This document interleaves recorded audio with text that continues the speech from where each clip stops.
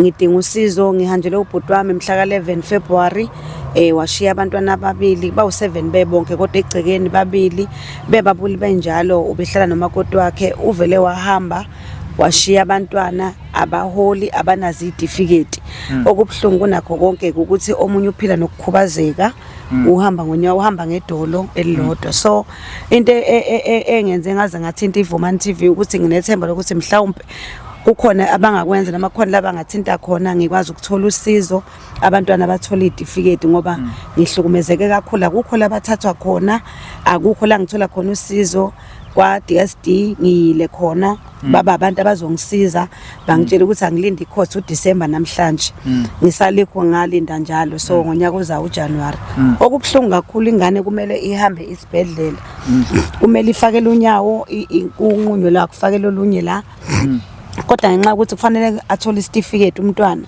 akakwazi ukuthi afakeleke masengekho icertificate so nginethemba lokuthi ngoba namhlanje ngithinta iVumani TV mhlawumbe kukhona abazobuka noma abazongizwela bakwazi ukungenzela icertificate akhona ama proof abantwana ukuthi bazalwele emangozi sikhona icertificate sika baba umntwana sokushona ubaba wabantwana belama kumina angisakwazi ukwenza lutho angisakwazi ukuyosebenza angisakwazi ukunyakaza abantwana bami sebaphila kabhlungu ngoba kumele ngibhekele izingane ngoba umawazo wabaleka wayishiya ubhuti wami kanti ushona so kubhlungu kakhulu kithi angazi noma ubani Nkosi yami obona le video uma kukhona ulwazana nalo ngokwe certificate ingane ezala eSouth Africa ezikabhuti wami ongasekho emhlabeni naye obulawe ngesihluku esikhulu sangathola ukuthi ufe kanjani naye sisabhlungu enhlizweni namhlanje uKhisimusi kudli uKhisimusi ngaphandle kwakhe inhliziyo zethu zibhlungu ngithi zibhlungu kanjalo abantwana bayasafarisha kakhulu ngoba baholi nama ngisebenzi so nje nodadewethu naye uyibambele crash so naye usegcine sethwala kanzima ngoba kumele athwale mina abantwana nami kumele ngithwale laba bami abantwana so nje angazi ngiyacela kakhulu ukuthi makukhona obona le video asisize kakhulu siyalidinga usizo ngoba njengoba ngisho ngithi asisebenzi akekho sinikeza imali angazi ngathini kodwa nje siyafisa ukuthi silithole usizo kakhulu ngiphinde ngibonge kakhulu nakubhuti weVumani ukuthi ukwazi ukuthi izolo ingane zidla uKhisimusi ngalokho okuncane ukuba kuyena kushuthi la ikhathi uKhisimusi izolo ngaba siudlanga ngiyabonga kakhulu kwiVumani TV ngithi nje phambili ngayo uNkulunkulu ambusise amprotect amvikele asaqhubeka nje baningi abantu abazosizakala uNkulunkulu ambusise noma kubusise bhuti uma ngabe mile ekwazi ukuthi mhlawumbe inyawo zilingana ngoba azilingane inyawo kubiza ukuthi abamfakele lumila okuyi-fake leg ukuze azokwazi ukulungana nalo so uhamba ngedolo and into ebhlungu ukuthi ngeke ngikwazi ukuyithola ukuthi afakele i-fake leg uma ngabe engatholanga isitifiketi so bengicela nanoma ungabani ongangisiza Nkosi yami ngesitifiketi bangizwela ingane iphila kabhlungu ihamba ngesandla ihambe nangedolo njengoba nibona idolo selapha ngasilungu unyawo incane kakhulu lengane Nkosi yami naye nelungelo la eSouth Africa ukuthola icertificate siyacela ngisacela nje ukuthi ubize inamba yakho futhi inamba yami ka Vodacom is 079 8587052 uVodacom wami 079 8587052 uMTN 073 933 sorry 073 733 9340 073 733 9340 uMTN low so ngiyatholakala khona Nkosi yami noma ubani omunye angathi mhlambe mina nginayo imali mhlambe lo sisi manga ushutha akafuni ukudayisa ngingakhona ukudayisa uma umuntu angakhona ukungiqhasa la ikhasi neexperience besidayisa inhloko nobhuti wethu nje ubudade wethu eqhasa so amandla ngisenawo ubhuti ushonile nayo bezama nayo bengenakho Nkosi yami ubezama umntaka so ekuzameni kwakhe uthe mayihamba amandla phela indlu nansi ikhona egethini nabe sidayisela khona abantu bebazi amandla engenawo kodwa mangathola ngathi cha mina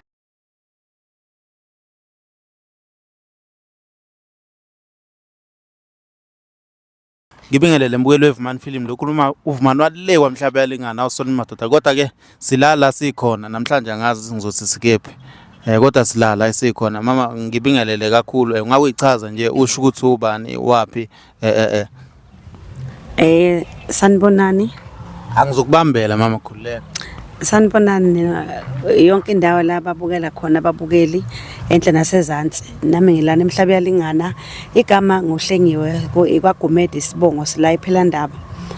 Yebo, nguhlengwe Gumede.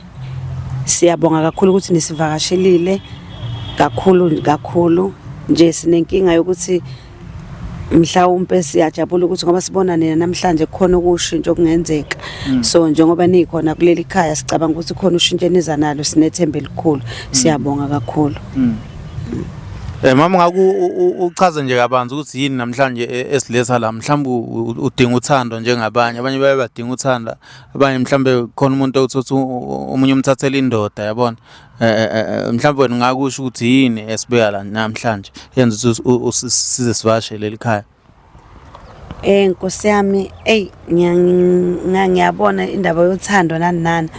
Inhloso yami enkulu ukuthi ngize mhlawumbe ngithinte iVumani TV, ngidinga usizo, ngihanjele ubhuti wami mhla ka-11 February. Washiya abantwana ababili, bawu7 bebonke kodwa egcekeni babili bebabuli benjalo, ubehlala nomakoti wakhe, uvele wahamba washiya abantwana abaholi abanazi certificate. Okubhlungu kunakho konke ukuthi omunye uphila nokukhubazeka, uhamba ngonyawo, uhamba ngedolo elilodwa. So into engenze ngaze ngathinta iVumani TV ukuthi nginethemba lokuthi mhlawumbe kukhona abangakwenza noma kukhona la bangathinta khona ngikwazi ukuthola usizo, abantwana bathola icertificate ngoba ngihlukumezeke kakhulu. Akukho la bathathwa khona, akukho la ngithola khona usizo. Kwa DSD ngiyile khona, baba abantu abazongisiza, bangitshela ukuthi angilinde ikhosi uDisemba namhlanje. Ngisalikho ngalinda njalo, so ngonyaka ozayo uJanuary. Okubhlungu kakhulu, ingane kumele ihambe isibhedlela, kumele ifakele unyawo kunqunywe la, kufakele olunye la. Kodwa ngenxa ukuthi kufanele athole isitifiketi umntwana, akakwazi ukuthi afakele-ke masengekho isitifiketi. So nginethemba lokuthi ngoba namhlanje ngithinta iVumani TV, mhlawumbe kukhona abazobuka noma abazongizwela bakwazi ukungenzela icertificate. Akhona ama-proof abantwana ukuthi bazalelwe emangozi. Sikhona isitifiketi sikababa umntwana sokushona. Ubaba wabantwana ubelama kumina, angisakwazi ukwenza lutho, angisakwazi ukuyosebenza, angisakwazi ukunyakaza. Abantwana bami sebaphila kabuhlungu ngoba kumele ngibhekele izingane ngoba umawazo wabaleka, wayishiya ubhuti wami kanti ushona. So kubhlungu kakhulu kithi. Angazi noma ubani Nkosi yami obona le video, uma kukhona ulwazana nalo ngokwecertificate, ingane ezala eSouth Africa ezikabhuti wami ongasekho emhlabeni, naye obulawe ngesihluku esikhulu, sangathola ukuthi ufe kanjani, naye sisabhlungu enhlizweni. Namhlanje uKhisimusi kudliwa uKhisimusi ngaphandle kwakhe, inhliziyo zethu zibhlungu, ngithi zibhlungu kanjalo. Abantwana bayasafarisha kakhulu ngoba baholi nama ngisebenzi. So nje nodadewethu naye uyibambele ecrash, so naye usegcine sethwala kanzima ngoba kumele athwale mina abantwana, nami kumele ngithwale laba bami abantwana. So nje angazi, ngiyacela kakhulu ukuthi makukhona obona le video asisize kakhulu, siyalidinga usizo ngoba njengoba ngisho ngithi asisebenzi, akekho sinikeza imali, angazi ngathini, kodwa nje siyafisa ukuthi silithole usizo kakhulu. Ngiphinde ngibonge kakhulu nakubhuti weVumani ukuthi ukwazile ukuthi izolo ingane zidla uKhisimusi ngalokho okuncane, ukuba kuyena kushuthi la ekhathi uKhisimusi izolo ngaba siwudlanga. Ngiyabonga kakhulu kwiVumani TV, ngithi nje phambili ngayo. uNkulunkulu ambusise, amprotect, amvikele, asaqhubeka nje, baningi abantu abazosizakala. uNkulunkulu ambusise noma kubusise bhuti. Ungasuke mbukeli wethu ngoba ukubona nje la usizo liyazwana. Kwavele kwaphela ama-battery kuma-mic. Khumbula ngivele ngawabeka ngayizolo, kade sibuke shuthi umcimbi, ngawabeka ngayizolo ama-mic, ngawafaka i-case le charger. Nakho-ke manje kuvele kubaleka isound. Urecorder azaqeda ucameraman wami, naye akaboni. Khumbula ngiphethe no-cameraman abaningi and abanye abajwayele, yabona. So akaboni urecorder waze waqeda. Ngoba nibona-ke la ingane, umama beseyikhombisa ukuthi unyawo lwayo lukanjani, kumele linqunywe futhi ingazikhule kakhulu ngoba isize yakhula kakhulu izoza ubuhlungu. So-ke udokotela kuthiwa akakwazi ukwenza ukuthi kwenziwe leyo operation leyo-ke since iy'ngane zinganazi i-certificate, yabona. So into nje inkinga kakhulu, yabona. Umama akasekho nobaba akasekho, so impilo inzima nje ngempela. Awucabangi umama eshiya umndeni wakhe, iy'ngane zakhe, ayonaka iy'ngane zikabhuti wakhe. Nkosi yami. kunzima emhlabeni. Lana-ke sendaweni yale kwaMhlaba Yalingana le duze naseMangusi, duze nayagodwa lala amankankane khona la ePhelandaba kwaMhlaba Yalingana sikhona khona la sikhona. Usizi luningi e-Afrika, usizi luningi e-South Africa. Siyanithanda kakhulu. Awukuyizwele ukuthi yini le yenzakala la, yini le khalisa inyembezi kangaka. Ukuzwa ukuthi umuntu ethi umuntu uyahlupheka omunye but ulala edlile. Awuzwe usizi. Nginithintise ukuthi ngisenkingeni ngihleli nabantwana bahanjele ubaba wabo okungubhuti wami bese bathathwe-ke kumama. So ubhuti wami bewunumber 2 isigcino lesiya sikama wami. So ubhuti wami ushonile, uthathwa abantu ebusuku bayombulala ngezandla ngesihluku. So behlala nomakoti, umakoti wakhe kuthe mayiqeda ukungcwatsha ubhuti ubese ehamba wangishiya, washiya abantwana egcekeni wathi uyahamba ngeke akwazi ukuhlala ngoba abantwana abanazo izitifiketi futhi omunye ukuphila nokukhubazeka. So ke kushuthi naye ubone kuumthwalo, angazi kanjani ukuthi angasindwa amathumba akhe awashiye kanjalo. Ngibe sengibona ke mina ukuthi ayengeke ungisize ukuthi ngangibuyele emzini wami ngiyohlala ngemva komngcwabo kunezingane esezihlele zodwa egcekeni ekubeni enye ihamba ngamadolo, enye incane futhi ngoba enye no2 years enye no4 years. Yilokho kudala ukuthi namhlanje nginicele noma nginithinte ukuthi ngijabule manginibona ningena kuleli khaya ukuthi mhlawumbe ngizosizakala ukufika kwenu izingane zithola idifiketi. Ave kubhlungu zizalelwa eSouth Africa, zizalelwa eManguzi esibhedlela. Akhona amakhadi omgomo, akhona amaproof futhi ukuthi uma wengane wabathola eManguzi. Kodwa ke ngebhadi abanazo idifiketi. Ngiyabonga. Hey, Afrika yonke, South Africa yonke, noma ngabe kuphi, Swaziland, Botswana, noma ngabe useGoli, noma ngabe la kaMhlaba Yalingana KZN, noma ngabe kuphi la ukhona. Mama, ngabe lolu daba luku-affecta kanjani sisi wakhe omncane Nkosi yami? Ngabe luku-affecta kanjani wena? Ngiyabingelela nami babukeli yonke indawo la bekhona. Lolu daba luyangihlukumeza kakhulu ngoba asithatha intweni sisonke, so singathatha intweni kunzima ukuthi baphile abantu nokubakhulisa ngenxa yani, ngenxa ukuthi imali asinayo. So ngigcine sengihlukumezeka nami ngenxa ukuthi imina ongathi nginalelo doho naleli ngacaci, kodwa kubiza ukuthi lelo doho ligcine selondla lemndeni yomthathu ngoba nosisi unekhaya lakhe nala ekhaya kudinga ukudliwa, nami ekhaya lami kumele kudliwe futhi. So kugcine sekuba umthwalo ukuthi imali ethi incane kodwa ufuna uyichaze kuze kube kathathu ukuze kugcine kudliwe wonke umuntu. Nami-ke sengihlezi nginencindezi ukuthi kufanele ngingasakwazi ukwenza okunye okwami eceleni engazenzela khona. Ngikade ngumuntu odlala nedokfela, since nginale nkinga kulo nyaka nginaso nesitokfela ngenxa yani, ngenxa ukuthi imali ifanele isebenzise emthamo ngenkathi ifika. Ngakusandise nje kabanzi, mhlambe ikhansela lithini ngalolu daba?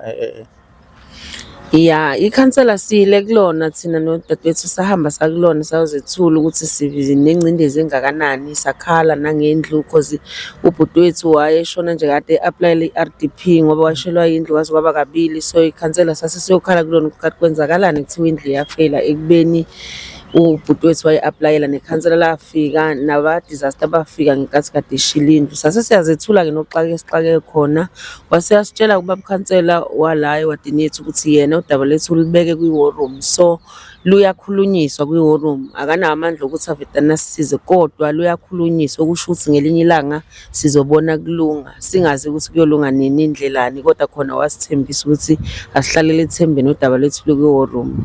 Yebo. Ngingazi cameraman wami kuse right lapha isound. Mama, ngabe ukuslandise ngabe mhlambe bakhona bake bafika bomphakathi bathini bazama ukunisiza mhlambe umphakathi like ikhulu zaseManguzi, umkhanya kude la Mhlaba Yalingana kwangwanasa? Bhuti wami angeke ngiqamba amanga, angikaze ngibone umuntu. Kuphela abantu abake bafika la amaweseli abaye banginikeza igrosa. Ngiyabonga kakhulu nakubo ubaba uNtombe abanobaba uKhambule ngokubambisana kwabo ebranchini la ePhelandaba kuward 18 amaweseli bafika nje bamadodana. Abanye akekho ngeke ngabona, ngaze ngibone umuntu nje mina la ekhaya ozongisiza nabantwana, and sengigcine nginencindezi ngine-enga ngoba kubhlungu kakhulu ukuphila nabantwana. Ngapha ngicabanga ubaba wabo ukuthi konje ngempela umfowethu wayezethathwe eyobulawela ehlathini eshawe ezebulawa wayenzeni njengamanje nginencindezi kufanele ngisaye nabantwana angikwazi ngisho ukwenzani and into ebhlungu nakho konke ukuthi nginabantwana nami abafundayo nami bengineyami impilo before ebekumele ngiphile nginabantwana nami engibazalayo and bayafunda njengoba abafunda omunye wabo uya ka matric this year angazi ukuthi ngizoba ngirenta ngani angazi ukuthi uyobedlana lana ke ngoba nibona abalaleli imoto lena yashiwa ubhuti bengikhombisa usisi omncane ukuthi imoto ubhuti kade esebenza ngayo and then eseshonile ke manje abanawo nama license basazama ukuthi bawenze ngoba imoto iyaphila and enye into expire i-disc ngenhlanhla ke khona umngani wami engimaziyo ongangisiza ngalokho uyabona so kuzoba lula uma sihlangene sonke nina nikhona nami ngikhona singenza lukhulu babukeli sanithanda kakhulu futhi phambilini ke kuyo lonyaka lezinyangeni ezedlule kunabanye bake bafika labathi ba ama-Japan International TV bafike uyazi ke nawe umuxakekile uhluphekile mangabe ubona imoto ingena ikutshela ukuthi iza nosizo uyathemba nawe ngithatha ithemba lami nami ngalibeka kubo ngenxa yokuthi bebathe bazongisiza ngezitifiketi so ama-Japan lawa yana impela bafike bangenzela ivideo bayiposta futhi kodwa ngase ngiba nethemba lokuthi mhlawumbe basazobuya bangithembisa ke nabo futhi ukuthi iMonday yakhona bazokuba kumgqibelo bathi Monday mabefika bazofika lana bazonginikeza igrosa ukuze abantwana bakwazi ukuthi badle uze ngoba bagcina kulezo nsuku ngibagcine bathi angibashuthela iproof ukuthi ngempela izingane zazalwa emanguze na so abekho kabanye abantu nabo bagcine bangangisizanga awu DSD kuma social worker ngiyahamba ngiyaluzama usizo khumbula nginamali khumbula nginalutho uzoboleka imali uhambe uye ka DSD ufike okungalungi ngicela DSD ngicela manje ngipha noma i-voucher banginika kayi-1 kwaku April ngathola leyo voucher leyo ke banginikeza lokho kudla lokho okuncane bangitshela ukuthi ama-voucher wekho kune voucher ka 1300 kodwa ngayibonga ngoba ngangayicosha ngaphansi ngadla ngagcina ngaleyo voucher ke kuma social worker ngoba babe bangifonela nje ngolwesingo kwelinye isonto bathi bazongolwesibili bazofika beze la ekhaya bazobona izingane osonhlala kahle ebese bephi ingane uKhisimusi ikhona lokho ke ngibuye ngafona mina ngayikhathaza ngolwesithathu ngafona ukuthi awizolo ngahlala nathi angihlale ngibamba ifoni usuku lonke niyeza nizongibona bafowethu wathi hayi imizi bemningi besicabanga ukuthi mhlawumbe nawe wona uhlengwe gumede bacabanga bathi besithi mhlawumbe sifikile lapha ngithi cha beningakafiki wathi hayi siyeza asho ngalelo lwesithathu wathi sengizoku-interviewa kwefonini ngibe nethemba ngibe buhlungu kakhulu kizolo mase kuyi-25 ngithenjisiwe ukuthi ngizothola ukudla ingqondo ngayitshela ngaba nokuthi abantwana bakabhuti wami ngeke uvele nokuthi ubaba wabo ushonile ngizothola ukudla engibe sengibona ke sengithola okunye ukudla ebengikade ngakulindele lokho ngoba mina bengilindele lokho abayengifonile bangitshela khona so mina ngeke ngabona ke sengithola ukudla kwivumane TV lokho bekade ngakulindelanga ngibe sengibonga kakhulu ingane zomfowethu zikutholile ukudla zitholile amadanoni zakuthola ama-chips zadla ngithi angibonge kakhulu kubhuti ongenze wakhipha ephaketheni lakhe wangithengela into ehlula abantu abaningi abayiphathi mandla sinamakhansela sina yonke into umuntu akazi kahle mhlawumbe ngishaya ngakhipha noma yini kodwa ke umuntu vele sokungeke umphoqo ukuthi akenzeni and umunye umuntu uzoyibuza ukuthi yiphi le wide uvumani ashutha kuyo noma le video ikuyiphi iwadi iwadi engikuwe ngikuwadi 18 ngaphansi ka khansela ubaba uBE Biyela kule ndawo yasePhelandaba the next ukwashumula amakati omunye umuntu engiseduze kwakhe sila ngaseThaveli nangale kwaGodo sikulezo ndawana nje nakwaGodo nakwashumula amakabazi kaGodo siseduzane kakhulu khona noma kashumula amakati siyabonga kakhulu ingabe mama yonke lento le njengawe usisi omncane ifila kanjani kuwena like ubona usisi wakhe ekhala mhlambe kuza naliphi ijoka kuwena mhlambe kugcina sekukukhathaza kanjani kugqilaza kanjani Eyi khona kunzima shema ngifuna ukungasho kubuhlungu ngale ndlela ukuthi nami ngigcine sengihleli la ngihleli khona kodwa sengifisa ngathi ngabe ngihlele egcekeni elilodwa nosisi ukuze ngikuzamayo sikudle sonke. Kubuhlungu kakhulu kuyangisinda ngalo lonke uhlobo ngigcine senginenhliziyo encane nala ngihleli khona ngiwumuntu nje ongasenzeki ngoba sengihlezi ngine-stress. Okunye ngisane-stress sokuhamba kabhuti wami ngapha i-stress sabantwana abangenayitifiketi ngapha i-stress ukuthi akukho lutho-ke manje oluhlanganayo lwenza ukuthi kuqhubeke kuphileke. So kunzima kakhulu ngoba ingqondo vele isenakho ukufisa ubulungiswa ngokuhamba kabhuti wethu ngapha ekugcineni vele impilo fanele iqhubeke fanele abantu bedle fanele begqoke kunzima nje kakhulu kuyasinda futhi. Ngabe mama ukusilandise ngikade nikhuluma ngobhuti ubhuti mhlawumbe ngabe usilandise mhlawumbe waba sengozini yemoto okwenzakalani mina ngiyazi ukwenzakalani ngoba before niyena ngilandisa ukutshela isimbukela ngiyazi kubuhlungu ncese ukudlulisela amanye. Ya kubuhlungu kakhulu kodwa-ke kubuhlungu kunjalo vele fanele sikhulume ngakho.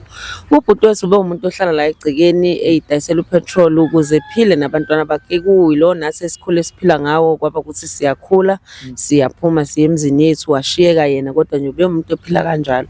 Ngenxa yokuthi-ke la esitolo ePhelandaba sekungene igaraji lopetrol kwabiza ukuthi akazame indawo engathi iqhelile ayinawo amagaraji eyozama ukuphila kuyona ngoba waxhumana nomunye ubhuti we-security la kuthulani wamthatha wahamba naye le ngakubo ebheka abantu wafika wam-introduce ebukhosini bakhona bamamukela ubhuti wethu waqala wasebenza-ke khona ngapha wasebenza nje waba nalo ushintsho-ke esho ukuthi hhayi kuyasebenzeka bodade kuyaphanteka uthi esuka wakhala ngokuthi hayi abantu sebanokumkhulumela into angayizwa kahle bavele bathi usukhuluphele wasuka lezweni lakini wazodla umnotho wethu la.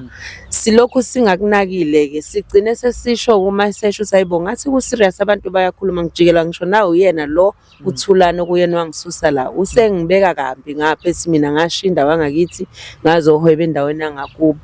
Okuthe nje ngoFebruary wayegcina ukukhuluma nosisi mina angizange ngize ngikhulume naye ngensuku zakhe zokugcina kodwa wagcina ukukhuluma nosisi wambikela futhi ngodaba ukuthi yena ayi cha impilo ngathi siba nzima ngoba nalabo abantu okuyibona babemamukela ngenxa yokuthi enene uzokwakho ushintshe empilweni yomphakathi seyibona bavukwa umona bathi ukhuluphaliswa imali yakhona ngapha okuyimali okumele ngabe yenziwa yibona kodwa bona ababanganawo umqondo waleli bhizinisi afike nalo.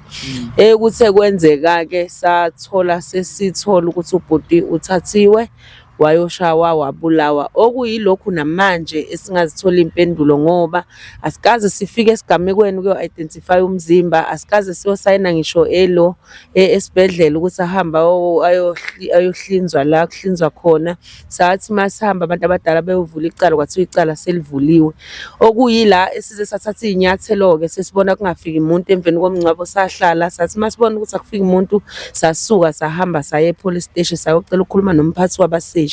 Ila okuqale khona ukunyakazeka kudaba lwethu ngoba sasingakaze sibone ephoyisa singakaze sitshelwe lutho yimuntu sizwa ngamahemhem nje ukuthi hayi utholakala esigangeni eshonile ushonele kephi asazi. So kubuhlungu kakhulu nakho lokho sisafisa ukuthi uma ngabe sekulungele lokho mhlawumbe ubhuti uVumani akasilekelele ekutheni sibuthole ubulungisa ukuthi kahle kahle kwenzakalani ukuze sigcine nathi sikwazi ukuvala ipheji siphole.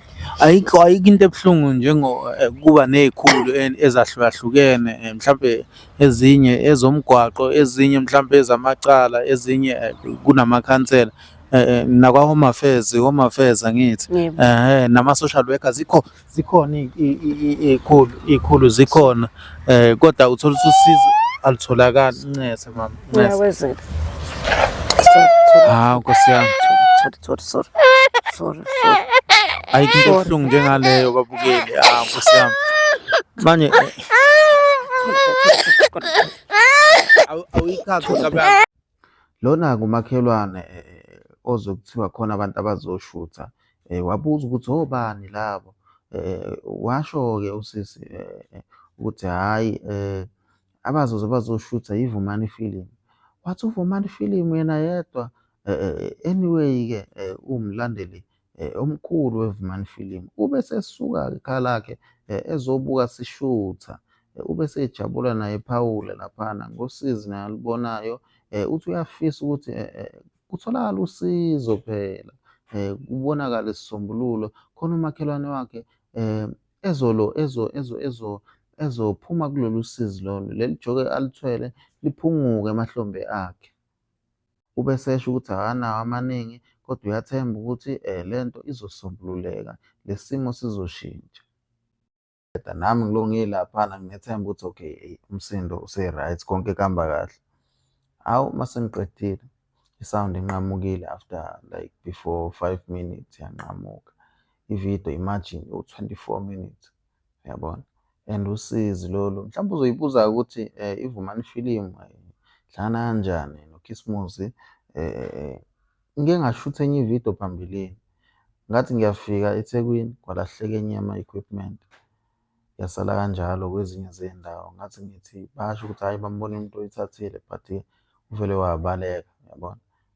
Wangasatholakala like wangasenza nento ekade eyizele lapho kuleyo ndawo, wavele wahamba. Ngasho ngathi hhayi ngizobuya ngizoshutha ividiyo. Wacanga ngisuke eThekwini uya kwaMhlabela ingani almost like 5 hours, uyabona? So ngabuya ngazoyishutha and then belokhu besenhlizweni ukuthi Nkosi yami konke kunabantu abakanje, umndeni wakanje. Ngiyacela ababukeli if kukhona ongakwazi ukusiza